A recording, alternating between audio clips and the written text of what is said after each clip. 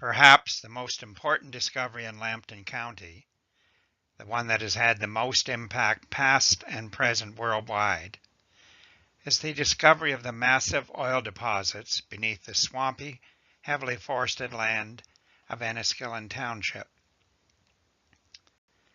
Originally discovered in what was known as Black Creek, the name was changed to Oil Springs in 1858.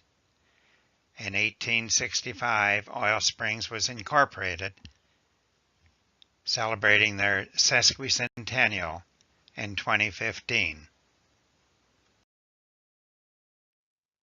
Before any Europeans were in Enniskillen Township, the indigenous people, the first people, already knew about the gum beds, but they used the sticky oil only to waterproof canoes and for some medicinal purposes.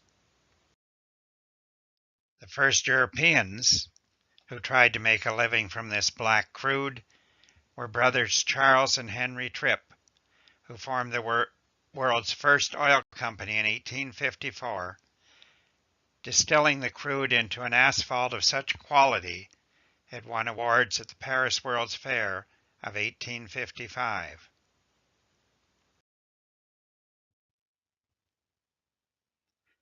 They disposed of their holdings about 1858 to James Miller Williams, who accidentally hit a flow of crude oil while digging for water. This was the beginning of the oil industry. It would be 17 years, January of 1862, before a man by the name of Shaw, just hours from giving up, used a metal chopping bit at the end of a spring pole drilling rig, raising and lowering the bit time after time until suddenly he heard a roar. Moments later, a rush of gas followed by oil flowed with such force it reached a height of more than 300 feet. It was several days before this first oil well was finally capped. Escaping crude oil had flowed all the way to the River St. Clair. That same year, 1862, John Henry Fairbank arrived in Oil Springs, coming from Hamilton on a surveying job. He ended up buying half an acre of property for himself, soon finding oil, naming his first well Old Fairbank. He brought with him the jerker rod system, a method of allowing a chain of wells to be linked by a central power plant. A miner now could have several wells running, powered by one source, and be free to dig other wells.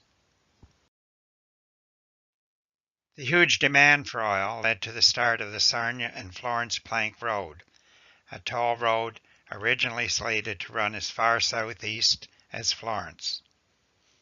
But it only ever ran from Sarnia to Oil Springs, where large barrel-shaped wagons carried oil day and night, having priority along the route, requiring other traffic to move aside on one of the way-offs along the way. In 1865, Oil Springs incorporated as a village, creating a town with a population larger than Port Sarnia, the community at the other end of the Plank Road. But that year also saw the Fenian Scare. Many Americans working here decided to go back to the U.S., quickly reducing the population in just a few months to the point that a new hotel that was scheduled to open that year never did open. In 1881, more oil was discovered at a deeper level, creating a new boom for Oil Springs as two pipelines for oil were built to carry it to Petrolia.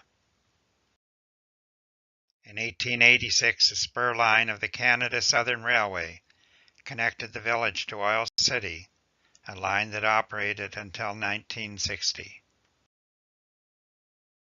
Now we're back up to 2015. The village of Oil Springs has celebrated this year 150 years as an incorporated village.